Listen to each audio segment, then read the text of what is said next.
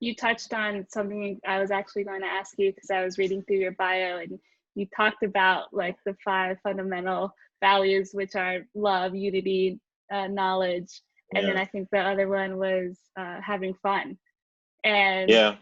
I'd love for you to go in and explain those a little bit more on in your experience. How have you found those to have value? You know, you just touched on how they've transcended beyond the battle space, but why is it those 5 that you walk away being like, these are the essential ingredients to any community and what you're trying to create in the world?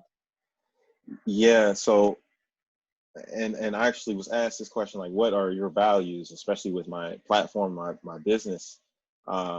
And my values, if I'm a hip hop business, my values have to be the values of hip hop. Those were established by Africa Bambaataa. So he's one of the founders. He's a hip hop pioneer. He's a legend. He made a couple like electro like hip hop songs. Not a fan of his songs, but he is a legend. He is a pioneer. You know, he's an OG. We'll edit But that part out. Just yeah, no. kidding. Planet Rock is he made some classics. We needed them. Uh, but he said that, you know, we need in this culture and this thing that we're doing when hip hop kind of started out, um, you know, and I talk about the pillars as well, so which are MCing, graffiti art, b-boying the dance aspect, and then DJing. So with these pillars and these things that make up the culture, we have to have the values that we live by, so we're not just going into these, at the time, just parties blindly, you know, and all hip hop comes from a peace treaty, so from a bunch of gangs. All hip hop comes from violence. And one thing I will explain before I explain these values is like, I think a lot of people forget, people love to, the biggest issue with hip hop right now is people love to take what they want and then just kind of leave the rest. They don't love the real package that hip hop was birthed out of. Like they don't want to talk about, there's a bunch of gangs in the Bronx, and I can send you some videos later about it, but there was a huge peace treaty because gangs, I mean, you're talking about kids that are like from 10 to about 20, everybody's killing each other. It was what it was. Same thing was happening in California and Watts and Fresno. Same thing at the same time, because just the civil rights era, everything was heated. Um, and we're kind of seeing some of we still see the effects of it, but we're, you know, if coronavirus wasn't a thing and people were a little bit more angry and we were in a worse situation, we might have some similar things happening currently, but we're in a much better place. But I think people want the energy of hip hop, but they don't want to acknowledge the package that it's wrapped in. Like even the bad stuff, like that informs all the movement. There's specific dances that are created because they're created from what people know. So like specifically Crazy Legs, he's a b-boy, he's a legend. He talks about like, you know, that b-boy stance when people get in this pose. And if you do some research, so that pose, it comes from stick up kids. So if you're a stick up kid, you're either like selling drugs, you're robbing somebody, or you're going to kill somebody. So he was explaining when stick up kids would see a stick up kid on the corner and he would switch his arms, it meant like you're in trouble. So it was a signal to other gang members or, you know, if you're in the same gang or other gang members, to let them know like safe or you're in danger. So it's little stuff like that where it's like when you take that energy from the culture but you leave the rest, that's when you get the lackluster stuff. And it goes deeper than, well, I'm not teaching the history, but I'm teaching the moves and I'm still dope, but people will come down on you because you'll get to a point where you don't have enough in your bag. And that's why these values were created. So it's just like, this is what we live by now if you do this culture, which are, and he said, peace, unity, love, having fun. And then overstanding, or the knowledge aspect, he said, we don't want to understand anything, we want to overstand. So it's just his way of saying, learn more, do more research. And I think, and again, I learn so much every time, like I do like a lecture or something. I always kind of go back and try to figure out like, all right, is there anything either just to refresh my mind, but also I learn just new stuff all the time. I'm still learning. So it's always interesting, but those values that were placed and we still live by them today, you can feel it. That's why people like the energy.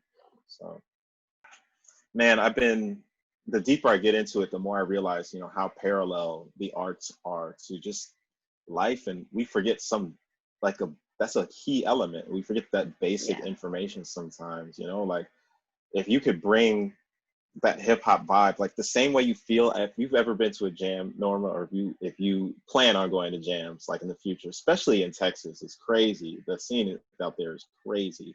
Um, but if you've been to a jam, you leave feeling like I made new friends, I listened to great music, and I was able to dance, and I was encouraged. It's peace, love, unity. We're having fun the whole time. If you're able to bring that energy, that's why it's such a powerful culture and subculture.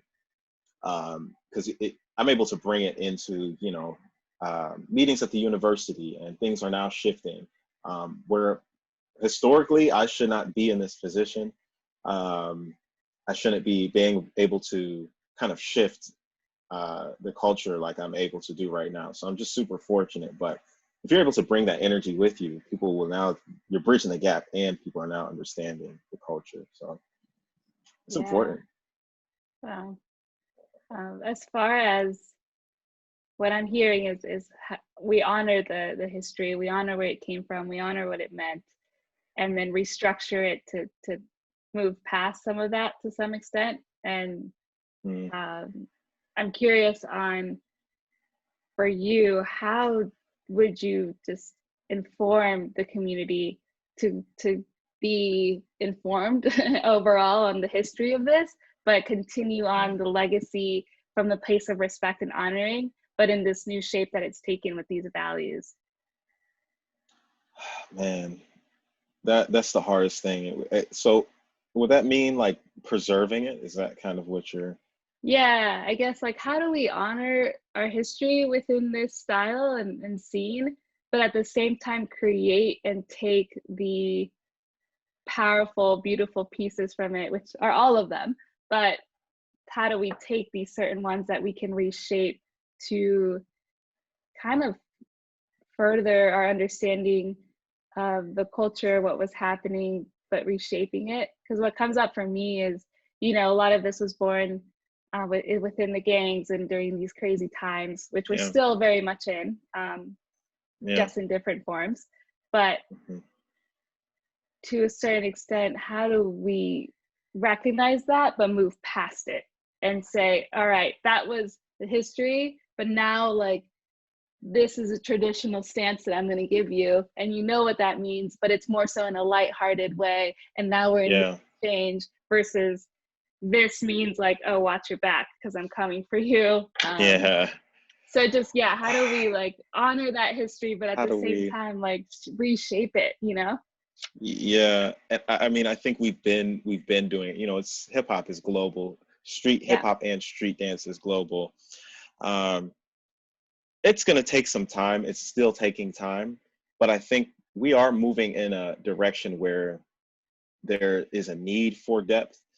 I think it's hard. I think it's up to the platforms and the infrastructure that kind of create these markets to kind of create the value for, yeah, you guys need to know this in order for you to do this. It's, you go to a ballet class, you're learning the technique, and you're learning the names of the technique. It's as simple as that. Some of these hip hop classes that you go to nowadays, it's like, and I'm saying hip hop in terms of hip hop, the style hip hop, and I can get into that later, but people like to umbrella it.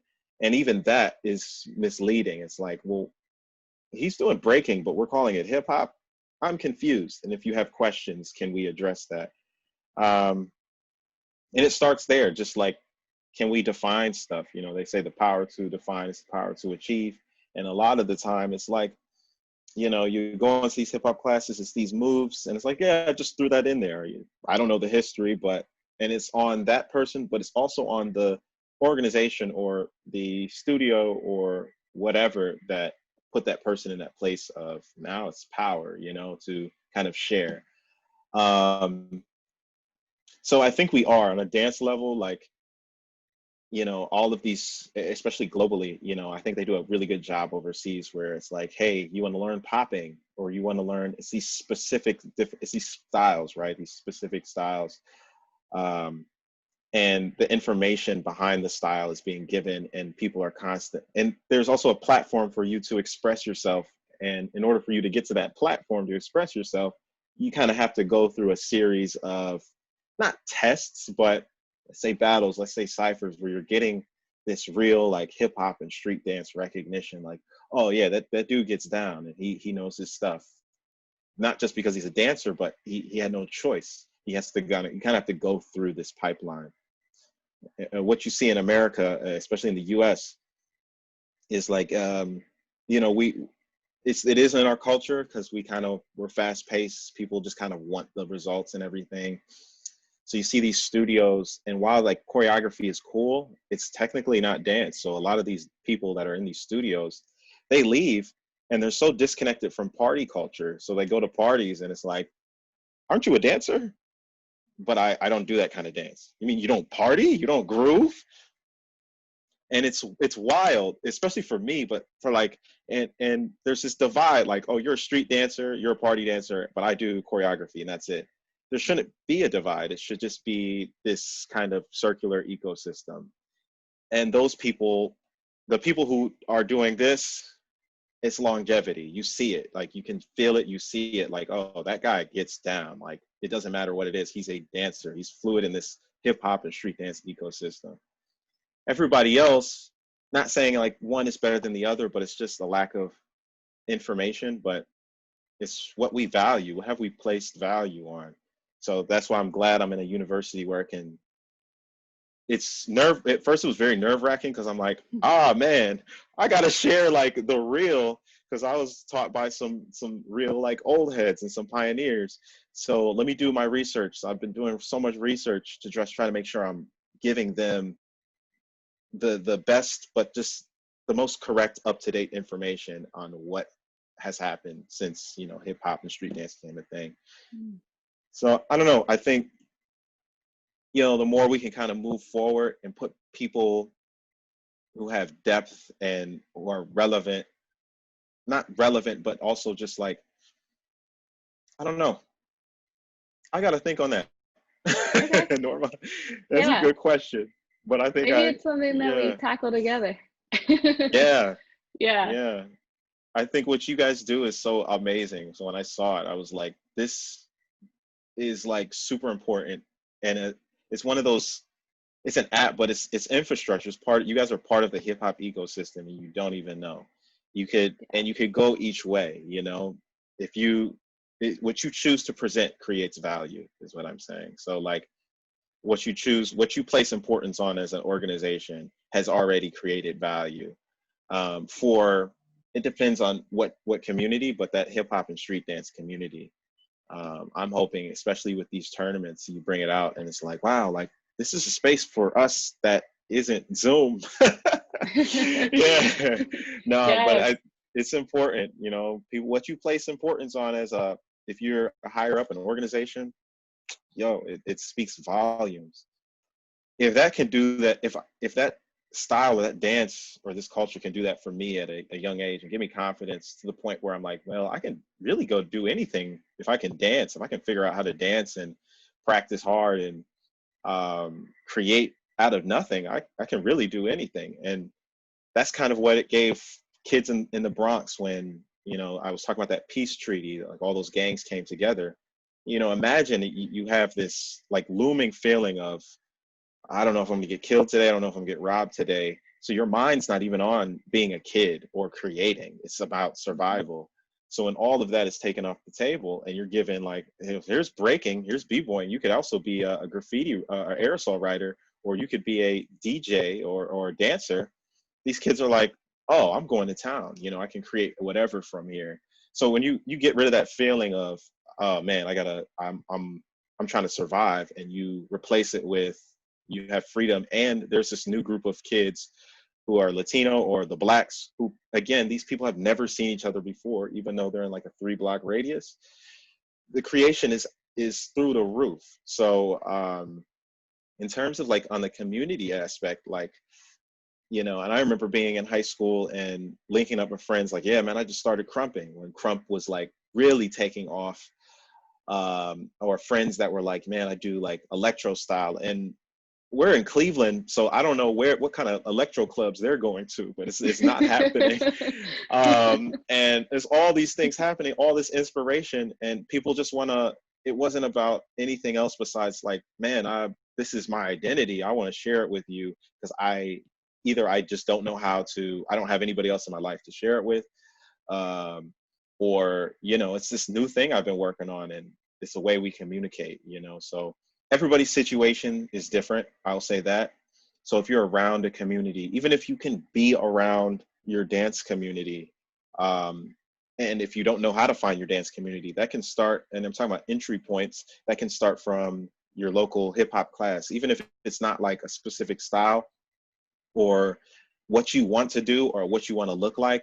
Somebody can direct you to what you want to look like if you have like a certain template. So I would say having a template or figuring out, I want to kind of look like that person, or I want to go that route.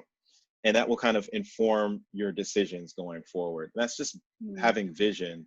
And if you have that vision, that will help with like the anxiety, that will help with the fear, that will help with the stress, because it's like, I am so anxious, but I know that's what I want.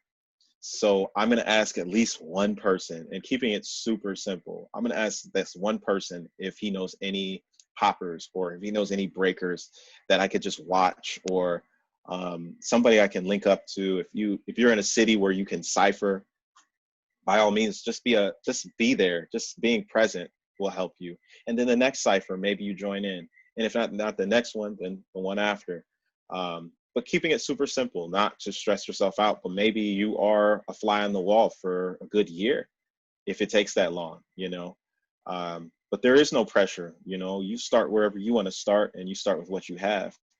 I remember all I knew how to do was like, there's like a really like generic isolation with your head where you go like this. You've seen that, yeah.